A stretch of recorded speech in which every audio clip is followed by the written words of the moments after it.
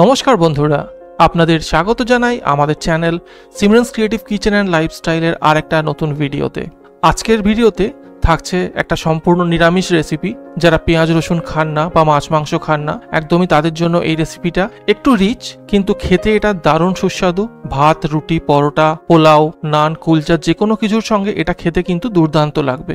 Recipe শুরু করার আগে আপনাদের সকলকে অনুরোধ, যদি আপনারা আমাদের চ্যানেল সাবস্ক্রাইব না করে থাকেন তাহলে অবশ্যই সাবস্ক্রাইব করে নেবেন, আর ভিডিওটা ভালো লাগলে লাইক এবং শেয়ার করতে ভুলবেন না। তো চলুন সময় নষ্ট না করে শুরু করে দেওয়া যাক আজকের রেসিপি। এখানে আমরা 400 গ্রাম পনির নিয়েছি। পনিরটাকে আমি আগে ভেজে নিয়েছি। ভাজাটা রেসিপির মধ্যে দেখাইনি, কারণ পনির ভাজা আপনারা সবাই জানেন। এরকম চৌকো চৌকো টুকরো করে পনিরগুলোকে আমরা কেটে নিয়েছি। আপনাদের যেমন সাইজ পছন্দ সেই রকম সাইজ অনুযায়ী আপনারা পনিরগুলো কেটে নেবেন। কাজু বাদাম নিয়েছি প্রায় 20টা মতো, আর এখানে চার মগজ বা মগজদানা নিয়েছি প্রায় 3 চামচ। টক দই নিয়েছি 3 চামচ। দইটা আমরা ভালো করে ফেটিয়ে নিয়েছি, আর অল্প একটু গরম দুধে 1 চিমটি কেশর ভিজিয়ে রেখেছি। ছোলার ছাতু নিয়েছি এখানে প্রায় 2 চামচ। বিরিয়ানি মশলা নিয়েছি 1 চামচ। চিনি নিয়েছি 1 চামচ।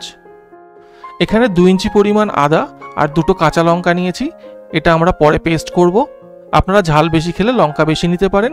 আর 1 চামচ কিশমিশ আমরা জলে ভিজিয়ে রেখেছি, এটাকেও আমরা পরে বেটে নেব।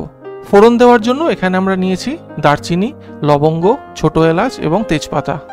এবারে একটা ছোট বাটির মধ্যে আমরা অল্প একটু নিচ্ছি কেওড়া জল, অল্প একটু নিচ্ছি গোলাপ জল, আর 4-5 ফোঁটা নিয়ে নিচ্ছি মিঠা আতর। এইটা কিন্তু এই রান্নাতে অবশ্যই ব্যবহার করবেন, তাতে এই রান্নার দারুণ একটা ফ্লেভার আসবে। এরপর আমরা একটা গুঁড়ো মশলার গোলা তৈরি করব।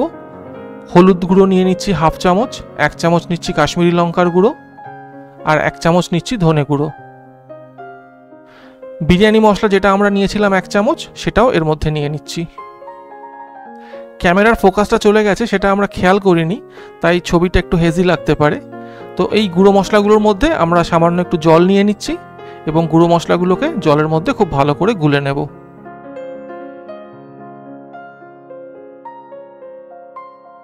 এরপর আমরা মিক্সির একটা গ্রাইন্ডিং জার নিচ্ছি, তার মধ্যে কাজু বাদামগুলো দিয়ে দিলাম, 4 মগজ বা মগজদানা,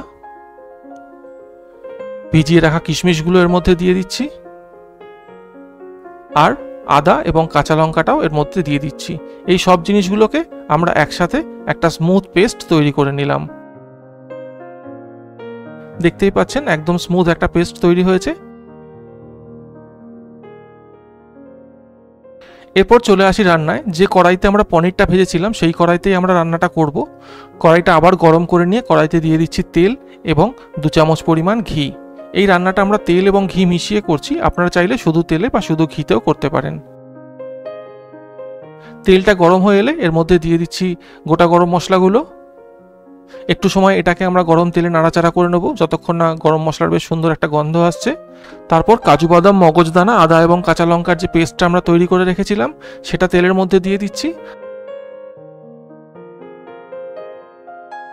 আর মিক্সির জারটাকে ধুয়ে একটু জলও আমরা এর মধ্যে দিয়ে দিচ্ছি।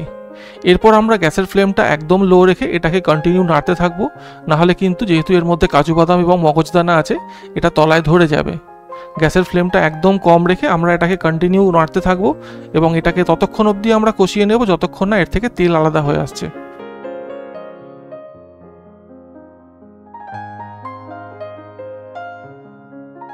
প্রায় 5-6 মিনিট সময় লাগবে। দেখতে পাচ্ছেন মশলাটা থেকে এবার তেল আলাদা হতে শুরু করেছে। এরপর আমরা গুঁড়ো মশলার যে গোলাটা তৈরি করে রেখেছিলাম সেটা এর মধ্যে দিয়ে দিচ্ছি, আর যে ছাতুটা নিয়েছিলাম সেই ছাতুটাকেও আমরা জলে গুলে নেব আর এর মধ্যে দিয়ে দেব। এরপর সব জিনিসগুলোকে আমরা আবারও ভালো করে কষাবো যতক্ষণ না মশলার থেকে তেল আলাদা হচ্ছে।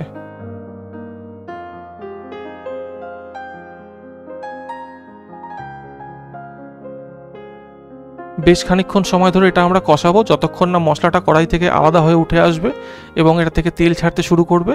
তারপর আমরা এর মধ্যে দিয়ে দিচ্ছি ফেটিয়ে রাখা টক দইটা। খুব টক দই কিন্তু এতে ব্যবহার করবেন না, নর্মাল যে টক দই হয় সেটাই ব্যবহার করবেন। দইটা দিয়েও আমরা এটাকে মশলার সঙ্গে মিশিয়ে নেব আর বেশ ভালো করে এটা কষিয়ে নেব। দিয়ে দিচ্ছি 1 চামচ চিনি এই চিনিটা দইয়ের টকটা ভাবটাকে ব্যালেন্স করে দেবে। আর নিরামিষ রান্নাতে একটু চিনি দিলে রান্নার টেস্টটা ভালোই লাগে, তাই একটু চিনি আমরা ব্যবহার করলাম। বেশ কিছুটা সময় এটাকে আবারও কষিয়ে নিলাম, যতক্ষণ না এটা থেকে আবার তেল আলাদা হতে শুরু করছে। দেখতেই পাচ্ছেন সুন্দর তেল ছাড়তে শুরু করেছে মশলার থেকে। একটু সময় আমরা আরও এটাকে কষিয়ে নেব। তারপর এর মধ্যে আমরা দিয়ে দিচ্ছি স্বাদ অনুযায়ী নুন। আমরা এখানে 2.5 চামচ মতো নুন ব্যবহার করেছি, আপনারা আপনাদের স্বাদ অনুযায়ী নুন ব্যবহার করবেন। নুনটা দেওয়ার পর গরম দুধের মধ্যে যে কেশরটা গুলে রেখেছিলাম সেটা দিয়ে দিলাম, আর গোলাপ জল, কেওড়া জল এবং মিঠা আতর যেটা নিয়ে রেখেছিলাম সেটাও এর মধ্যে দিয়ে দিলাম। সব জিনিসগুলোকে বেশ ভালোভাবে মিশিয়ে নেব এবং আরও কিছুটা সময় এটাকে আমরা কষিয়ে নেব। পুরো রান্নাটাই চেষ্টা করবেন মিডিয়াম টু লো ফ্লেমে করার। গ্যাসের ফ্লেম বাড়ালেই কিন্তু তলার দিকে পুড়ে যাবে বা কড়াইতে ধরে যাবে। এরপর আমরা এর মধ্যে দিয়ে দিচ্ছি জল। আপনারা যে পরিমাণ গ্রেভি রাখতে চান সেই অনুযায়ী জলটা এখানে দেবেন। একটু বেশিই দেবেন, কারণ পনিরে কিছুটা জল টানবে আর গ্রেভিটা ফুটতে ফুটতে কিছুটা জল শুকিয়ে যাবে।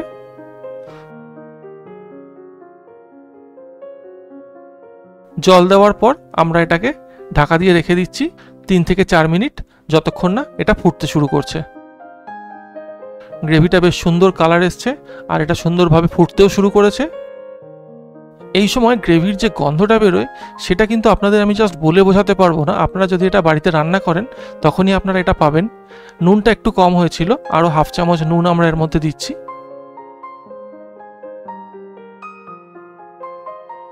এরপর আমরা ভেজে রাখা পনিরের টুকরোগুলো এর মধ্যে দিয়ে দেব। আপনারা চাইলে পনিরটা না ভেজেও করতে পারেন বা হালকা লাল করে ভেজে আমরা যেমন করেছি সেভাবেও করতে পারেন।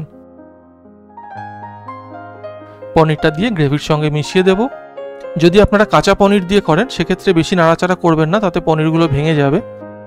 পনিরটা দিয়ে আমরা এটাকে আবারও ফুটতে দেব।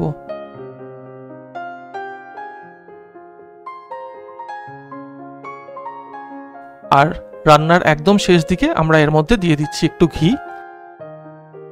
এই কাঁচা ঘিয়ের গন্ধটাও কিন্তু গ্রেভিতে দারুণ একটা ফ্লেভার নিয়ে আসবে। ঢাকা দিয়ে আমরা প্রায় 5 থেকে 7 মিনিট এটাকে ফুটতে দেবো, যতক্ষণ না গ্রেভির ফ্লেভারটা পনিরের সাথে মিশছে। দেখতেই পাচ্ছেন কি দারুণ গ্রেভির কালারটা এসছে, আর গ্রেভির টেস্টটাও এত সুন্দর হয় সেটা কিন্তু বলার মতো নয়। আমাদের পনির চাপ একদম তৈরি।